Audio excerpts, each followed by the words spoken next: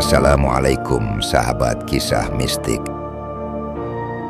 Dalam kehidupan yang fana ini, manusia sering terbuai oleh kilau dunia, kecantikan, kekayaan, dan pujian. Semua bisa membuat seorang hamba lupa bahwa hidup sejatinya hanyalah ujian.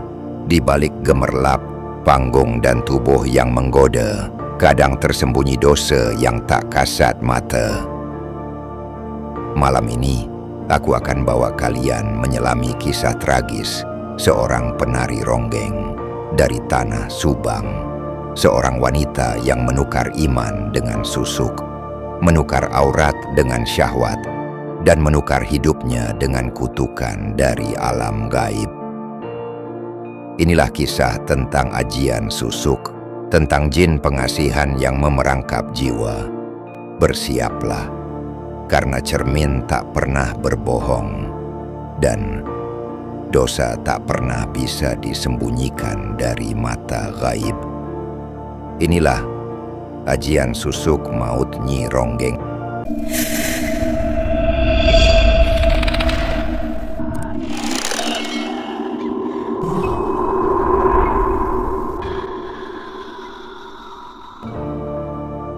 Subang, awal 2000-an. Kala matahari tenggelam di balik sawah yang luas dan langit berwarna jingga, suara gamelan mulai terdengar dari balai desa Karangjati. Malam itu, acara ngibing ronggeng digelar untuk memperingati panen raya. Warga dari berbagai kampung berdatangan. Bahkan para pejabat kecil dari kecamatan pun duduk di deretan kursi depan. Dan di tengah panggung yang gemerlap lampu minyak tanah, muncullah Nyi Saraswati, perempuan dengan tubuh semampai, pinggul menggoda, dan mata yang tajam seperti kucing betina lapar. Ia bukan sekadar penari, ia adalah magnet dosa. Kain kebayanya menempel seperti kulit kedua. Setiap gerakan tangannya, setiap lirikan matanya, seolah memanggil nafsu. Lelaki tua muda terpana, bahkan istri-istri yang duduk di belakang mulai berbisik dengan raut cemburu dan risih. Astagfirullah, Nyi Ronggeng itu makin liar, gumam salah seorang ibu, menutup mata anaknya. Tapi siapa yang bisa menolak? Nyi Saras bukan wanita biasa. Ia memakai susuk emas, berlian, bahkan darah perawan. Tubuhnya memantulkan cahaya seperti embun pagi yang menyihir. Dan malam itu, satu pejabat dari kabupaten ikut naik ke panggung, memberi saweran tebal sambil tertawa genit. Di balik kemolekan, tubuh dan wajahnya yang tak pernah menua meski usia menjelang 40, tersembunyi rahasia gelap. Di rumah panggungnya yang sepi di ujung kampung, Nyi Saras menyimpan kotak kayu jati berisi benda-benda mistik, rambut ular, silet berkarat, bunga kamboja, dan kain kafan sisa kuburan anak kecil. Di bawah bantal tidurnya tertanam jarum emas sebanyak 33 batang, jumlah yang sama dengan tasbih zikir, namun digunakan untuk pemujaan syahwat. Dukun yang memasangnya dahulu telah mati mengenaskan, digorok lehernya sendiri oleh jin peliharaan. Tapi Nyi Saras tetap hidup, atau setidaknya masih tampak hidup. Namun sejak 3 bulan terakhir, ia mulai dihantui kejadian aneh. Malam pertama kejanggalan itu, ia tak bisa tidur. Matanya terbuka lebar walau tubuhnya lelah setelah menari dan melayani pejabat yang menginap. Ia mendengar adzan Isya dari surau kecil di ujung gang. Namun suara itu seperti suara logam beradu keras di dalam kepalanya. Sakit, perih, membuatnya menggeliat di ranjang seperti cacing kepanasan. Ia mengumpat, "Dasar kiai tua, ganggu aja." Tapi sesaat setelah kata-kata itu keluar, darah menetes dari mulutnya. Cairan panas dan asin mengalir begitu saja dari lidahnya. Ia menjerit. Tapi suaranya hilang di dalam rumah besar yang kini begitu sunyi. Besoknya saat bercermin, ia melihat sesuatu yang tak pernah ia lihat sebelumnya. Bukan wajahnya yang cantik, Tapi sosok wanita tua, keriput, dengan mata kosong dan gigi patah-patah. Rambutnya panjang, acak-acakan, dan yang paling menakutkan, wanita itu tersenyum sama persis dengan senyumnya sendiri. Nyi Saras terdiam. Ia menyentuh wajahnya, masih mulus, masih cantik, tapi bayangan itu tetap tak berubah. Sejak saat itu, semua cermin di rumahnya ia pecahkan, tapi bayangan itu tak pernah hilang. Ia bahkan muncul di permukaan air, di kaca jendela malam, di pantat sendok perak. Dimanapun ia menatap, wanita itu akan muncul. Salah satu pembantu rumah tangga, Yaya, mulai curiga. Saya lihat Bu Saras suka bicara sendiri, kadang duduk di tengah kamar sambil telanjang, badan kayak gemetar semua, bisiknya kepada ustazah di kampung sebelah. Suatu malam, Yayah mengendap dan mengintip dari lubang pintu. Ia melihat Nyi Saras berdiri telanjang di depan cermin pecah. Tubuhnya penuh bekas luka dan memar merah, tapi yang paling menyeramkan, ada kilatan cahaya dari kulitnya, seperti jarum emas yang menyembul dari dalam. Yayah menjerit, dan sejak malam itu ia menghilang. Tak pernah ditemukan lagi, bahkan jasadnya. Nyi Saras semakin memburuk. Setiap adzan berkumandang, kulitnya melepuh seperti terbakar, tapi tak bisa mati. Ia mencoba mandi dengan air bunga, dengan air kembang setaman, bahkan dengan darah ayam hitam. Semua sia-sia. Sampai akhirnya ia datang ke seorang kiai tua bernama Ajengan Makmun, seorang alim yang pernah ia hina saat muda karena menolak menari di depan tamu hajatan. Dengan tubuh tertutup luka, wajah seperti terseret setan, dan rambut kusut seperti orang kesurupan, Nyi Saras berlutut di depan rumah sang ajengan. "Saya mau taubat, saya mau taubat," isaknya. Kiai Makmun menatapnya lama. "Terlambat bukan berarti tak bisa, tapi dosa yang kau pelihara lebih besar dari kuburan yang kau datangi. Kau harus siap kehilangan semuanya." Malam itu, halaman rumah Kiai Makmun diselimuti hawa aneh. Angin berdesir tanpa arah, dedaunan berputar seperti pusaran, dan ayam-ayam di kandang berkokok meski belum fajar. Di dalam musola kecil, Nyi Saras duduk bersila, tubuhnya berselimut kain putih yang mulai memerah oleh darah dari kulitnya yang melepuh. Ajengan Makmun tak bicara banyak. Di tangannya hanya ada segelas air, sebotol minyak zaitun, dan mushaf tua yang menguning. Ia memulai dengan surah Al-Baqarah, ayat demi ayat, meluncur dengan suara tegas dan penuh getaran spiritual. Begitu ayat-ayat ruqyah mengalun, tubuh Nyi Saras bergetar hebat. "Jangan, dia milikku," jeritnya.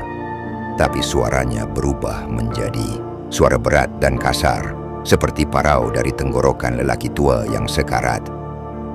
Ajengan Makmun tak gentar. "Kau bukan milik jin, tubuh ini milik Allah." Dari mulut Nyi Saras, sesuatu seperti asap kehitaman keluar, uap pekat dan berbau belerang. Lalu tiba-tiba dari lengan kanannya, jarum emas menyembul keluar, menembus kulit seperti paku. "Ah, panas, hentikan!" jeritnya. Tubuhnya memukul-mukul lantai, tapi Ajengan Makmun terus membaca. Tak hanya jarum, dari punggungnya muncul sisik perak kecil seperti kulit ular yang tumbuh di bawah kulit manusia. Jin pengikutnya yang bersemayam dalam susuk mulai menampakkan wujud sejatinya melalui tubuhnya. Beberapa santri yang membantu malam itu tak kuat.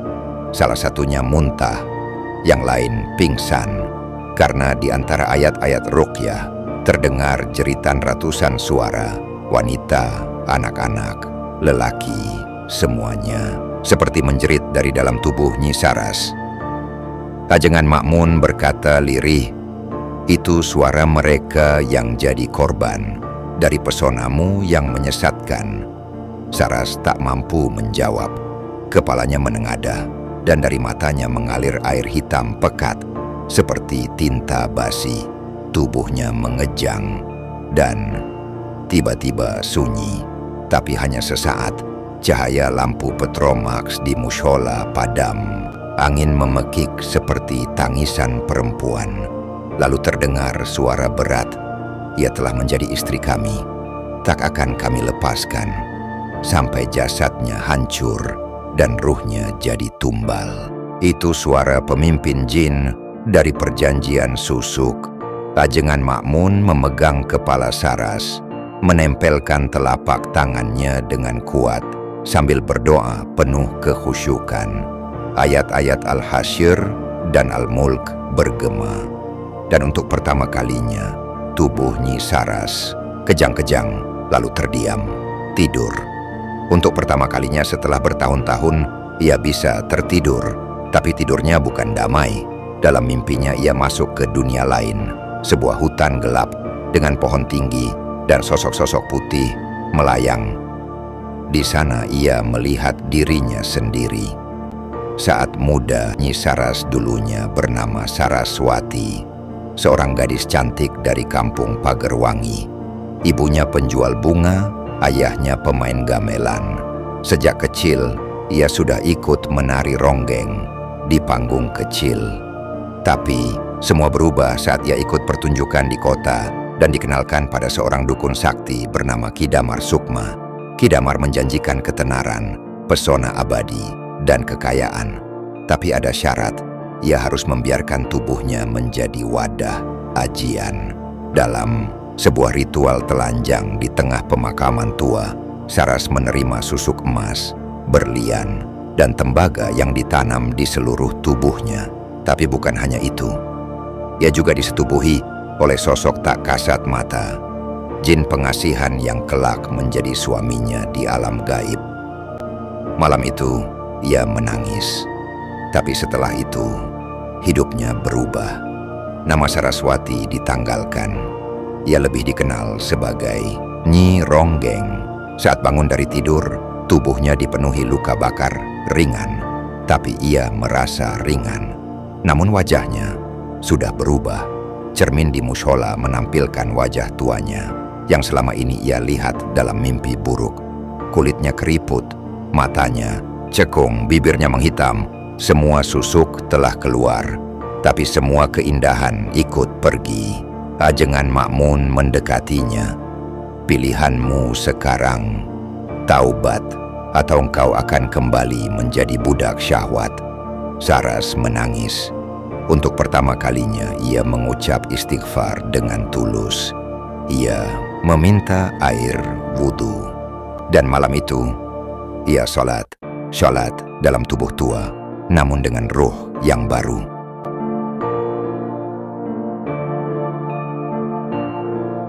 Meski ia telah bertobat, malam-malamnya masih dihantui.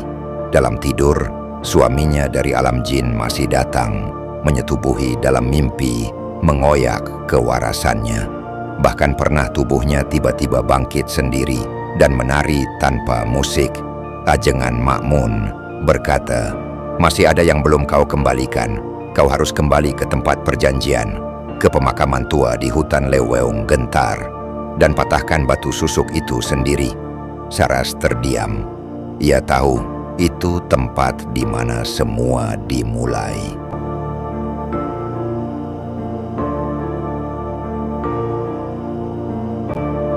Langit mendung saat Nyi Saras kembali ke tempat di mana hidupnya menyimpang. Leweung Gentar, hutan keramat, yang bahkan penduduk setempat enggan mendekat walau siang hari. Konon, hutan itu adalah tempat tumbal para penari ronggeng yang gagal memenuhi syarat ajian. Mereka yang ingkar dihisap jiwanya oleh penghuni rimba. Ditemani ajengan Makmun dan dua santrinya, Saras memasuki gerbang hutan dengan hati gemetar.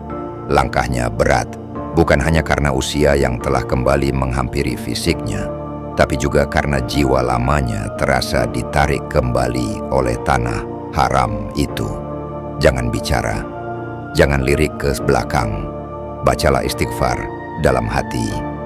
Pesan Kia Ma'mun. Di tengah hutan ada batu datar hitam sebesar meja makan. Di bawahnya konon tertanam benda ajian utama, susuk utama, yang jadi jimat utama.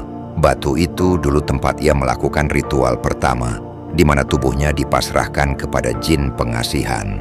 Ketika mereka tiba, suasana mendadak membeku. Angin berhenti, suara burung lenyap. Lalu muncul kabut tipis, diikuti bisikan, "Saras, kau datang kembali padaku." Dari kabut itu muncul sosok lelaki berpakaian serba putih, wajah tampan, senyum menawan, seperti di masa muda Saras dulu.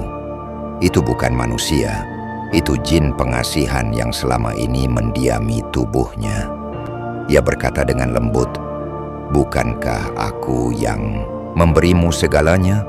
Kecantikan, kekayaan, kekuasaan atas lelaki. Dan sekarang kau ingin mengingkariku demi salat yang kau tinggalkan bertahun-tahun." Nyi Saras berdiri lemah. Tubuhnya gemetar, tapi ia berkata pelan, "Aku ingin kembali pada Allah. Aku tak mau jadi istrimu. Aku benci susuk ini. Aku benci diriku yang dulu."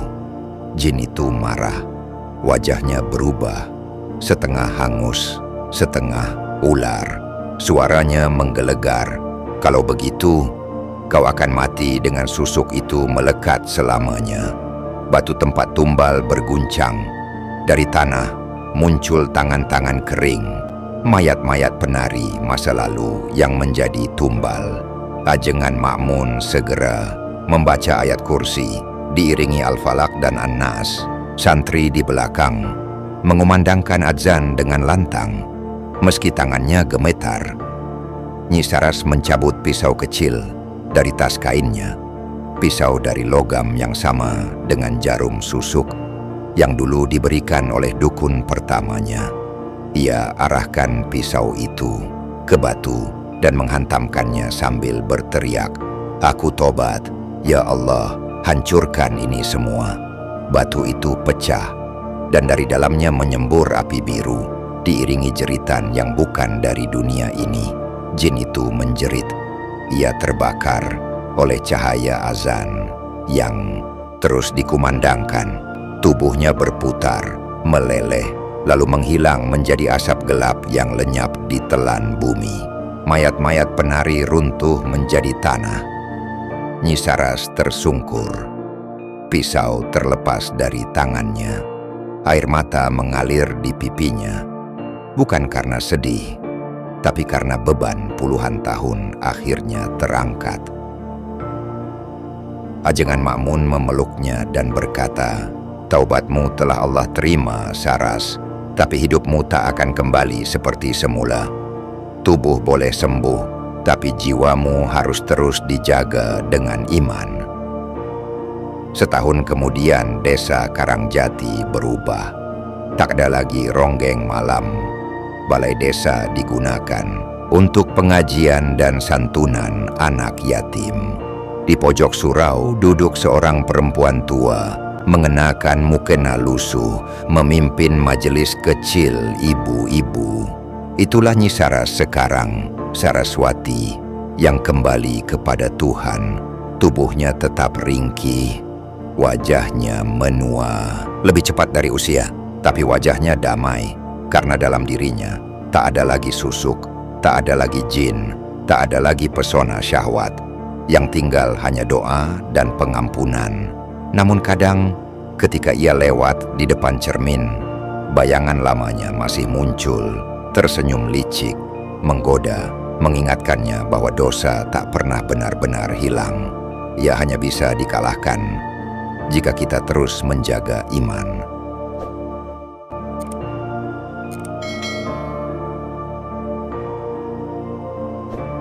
Sahabat kisah mistik, di akhir hidupnya Nyi Ronggeng menemukan bahwa taubat memang pintu yang selalu terbuka, tapi bekas dosa seringkala tetap berbekas dalam tubuh, dalam jiwa, dan dalam pandangan orang lain. Keindahan yang dibangun di atas kesyirikan tak akan pernah membawa berkah. Pesona yang didapat lewat ajian dan bantuan jin hanya akan berbalik menjadi azab di dunia dan lebih pedih lagi di akhirat. Setiap ayat suci yang ditinggalkan akan bersaksi atas kita. Setiap sholat yang dilalaikan akan menjadi penghalang di hari penghisaban.